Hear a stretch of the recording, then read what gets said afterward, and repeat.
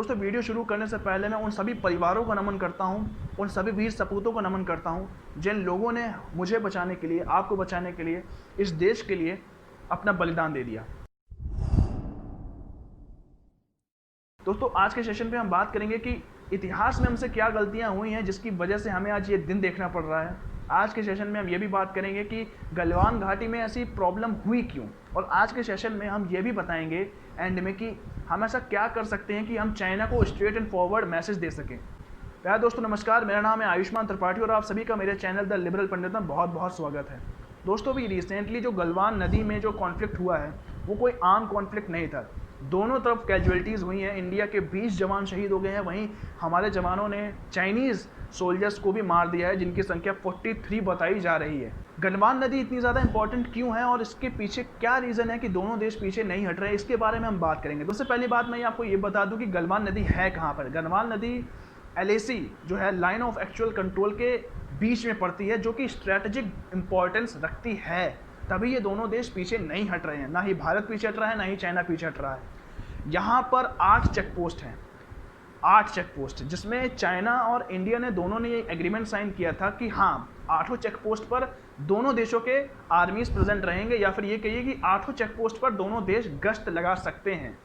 अब प्रॉब्लम ये आती है कि चाइना ने तो कंस्ट्रक्शन कर लिया है 8 चेक पोस्ट पर, बट इंडिया जब कंस्ट्रक्शन कर रहा है तो इंडिया को रोक दिया गया है चेक पोस्ट 4 पर, क्योंकि चाइना ये नहीं चाहता कि इंडिया का कंस्ट्रक्शन वर्क और आगे बढ़े और इंडिया हम पर डायरेक्टली नज़र रख पाए। प्रॉब्लम यहीं क्रिएट होती है। इसके पीछे कई सारे वॉर भी हो चुके हैं। 1975 में भी वॉर हुआ था, 1967 में भी वॉर हुआ था। 1975 में जहां इंडिया के 80 जवान शहीद हो गए थे, वहीं हमने चाइना के 300 से लेकर 400 जवानों को मार दिया था। वहीं 1967 में भी इसी गलवान नदी को लेकर कॉन्फ्लिक्ट हुआ था, जिसमें भी काफ़ी कैजुअलिटी सामने आई थी। ये नदी इंपॉर्टेंट इसलिए भी है क्योंकि इस नदी से चाइना की तरफ अच्छे से नज़र रखी जा सकती है, अगर सिंपल भाषा में आपको समझाऊं। अब यहाँ पर प्रॉब्लम ये भी आती है कि चाइना चाहता है कि वहाँ की जो ऊंची ऊंची चोटियाँ हैं उस पर वो कब्जा कर ले, ताकि वो आसानी से इंडिया की हर चीज़ पर नज़र रख सके, इंडिया की रोड कंस्ट्रक्शन पर नज़र रख सके, इंडिया की हर मूवमेंट पर नज़र रख सके।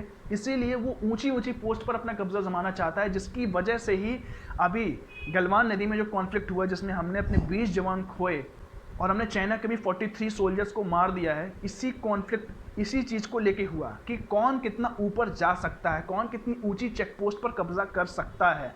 अब यहाँ पर ध्यान देने वाली बात यह कि इतिहास में हमसे क्या गलतियाँ हुई हैं। दोस्तों इतिहास में हमसे भरपूर के गलतियाँ हुई हैं, कोई सीमा नहीं है इन गलतियों की। बड़ी बड़ी गलतियाँ हुई हैं और हमने उन गलतियों से कभी नहीं सीखा। अगर हम चाइना की बात करें तो चाइना की एक्सपेंशन पॉलिसी है।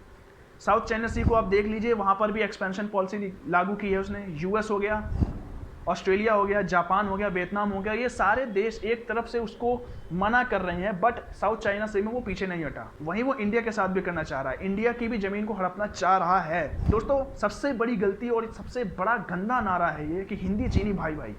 ये जो नारा था इसने हमारे देश को बर्बाद करके रख दिया है इस समय।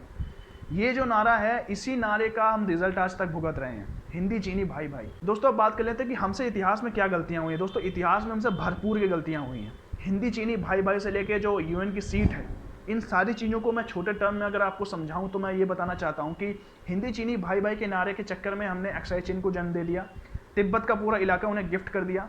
ये सारी चीज़ें हिंदी चीनी भाई भाई के ट्रेंड में ही चली है ना। उसके बाद क्या होता है, UN की जो इंपॉर्टेंट सीट थी, अधिकतर हम ये टर्म सुनते आते हैं कि चाइना ने वीटो पावर का इस्तेमाल कर दिया, चाइना ने वीटो पावर का इस्तेमाल कर दिया। ये वीटो पावर UN सीट से ही रिलेटेड है।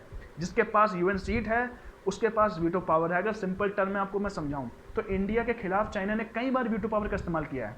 पाकिस्तान के पक्ष में कई बार चाइना ने वीटो पावर का इस्तेमाल किया है। मसूद अजहर के केस में भी हमने देखा है कि चाइना ने वीटो पावर का इस्तेमाल करके मसूद अजहर को कई बार बचाया। इवन पाकिस्तान को ग्रे लिस्ट से हटा के ब्लैक लिस्ट में FATF की जो ब्लैक लिस्ट है उसमें डालने के लिए इंडिया ने बहुत प्रयास किया, कोई मनाही नहीं है, बहुत प्रयास किया, बट चाइना ने अगेन वीटो पावर का इस्तेमाल किया।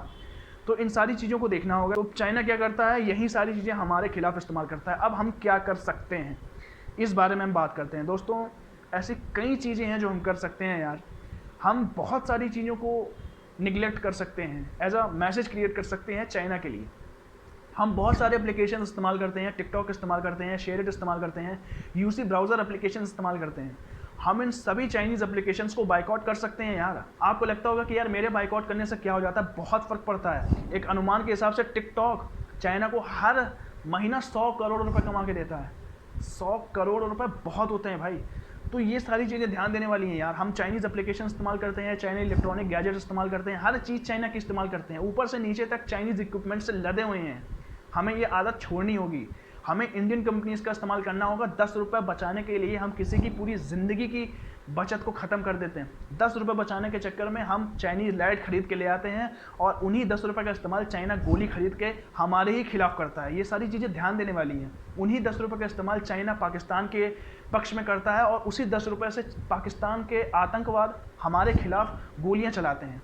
वहीं 10 रुपये हमारे ही देश के लिए जहर पैदा कर रहा है। लेकिन टिकटॉक जो वीडियो बनाते हैं उनको ये चीज़ें समझ में नहीं आएंगी, क्योंकि हमारे देश में जो फंडामेंटल राइट्स हैं उसका लोग इतना ज़्यादा इस्तेमाल करने की कोशिश करते हैं कि अगर आप नेट बंद कर दें तो लोग उसको अपनी इंडिविजुअल फ्रीडम वॉयलेशन से जोड़ लेते हैं। ये चीज़ें हैं, फैक्ट हैं। ये लोग सड़क पर बैठ जाते हैं कि अरे भैया नेट बंद कर दिया। लोग टिकटॉक का अगर मान लो इंडियन गवर्नमेंट ने मान लीजिए अगर टिकटॉक बैन कर दिया तो लोग सड़क पर बैठ जाएंगे टिकटॉक के पक्ष में, बोलने लगेंगे कि देखिए ये हमारे ह्यूमन राइट का वॉयलेशन हो गया। दोस्तों यहाँ पर प्रॉब्लम यही आती है कि यहाँ पर लोग छोटी छोटी बात को ह्यूमन राइट वॉयलेशन से जोड़ देते हैं, छोटी छोटी बात को। तो हमें इन सारी चीज़ों पर ध्यान देना होगा, हमें इन सारे कामों पर एक्शन लेना होगा। और अगर आप चाहें तो आप कर सकते हैं। शायद अगर आप वीडियो देख रहे हैं तो अभी इसी वक्त यूसी ब्राउज़र अगर आपके मोबाइल में है तो उसको अनइंस्टॉल कर सकते हो। आप चाहो तो टिकटॉक अनइंस्टॉल कर सकते हो, आप चाहो तो बहुत कुछ कर सकते हो, लेकिन बस आप करना चाहो तो। उम्मीद करता हूँ कि आपको ये पूरा सेशन समझ में आया होगा कि ये कॉन्फ्लिक्ट क्यों हुआ, हमारे इतिहास में क्या गलतियाँ रहीं और अब हम नई पीढ़ी इसके लिए क्या कर सकती है। हम बहुत कुछ कर सकते हैं, बहुत स्ट्रेट मैसेज क्रिएट कर सकते हैं चाइना के लिए। बहुत बड़ा अमाउंट हम चाइना के हाथ से छीन सकते हैं अगर हम चाइनीज़ एप्लीकेशंस का इस्तेमाल करना बंद कर दें, चाइना इक्विपमेंट्स का इस्तेमाल बंद कर दें तो चाइना को बहुत बड़ा नुकसान हो सकता है। War is not an answer, war हर बार एक आंसर नहीं बन सकता। Trade war is the best thing. आप ट्रेड वॉर करिए। मैं जानता हूँ इंडिया कमज़ोर पड़ सकता है ट्रेड वॉर के लिए, बट आप अपने इंडिविजुअल चीज़ों का इस्तेमाल कर सकते हो। उम्मीद करता हूँ कि आपको ये सेशन समझ में आया होगा। उम्मीद करता हूँ कि चीज़ें समझ में आई होंगी कि आपके हाथ में कितनी पावर है। प्लीज़ अगर आपको मेरी बातें समझ में आई हो तो प्लीज़ मेरे चैनल द लिबरल पंडित को सब्सक्राइब करके मेरे साथ जुड़े रहिए। तब तक के लिए जय हिंद, जय भारत।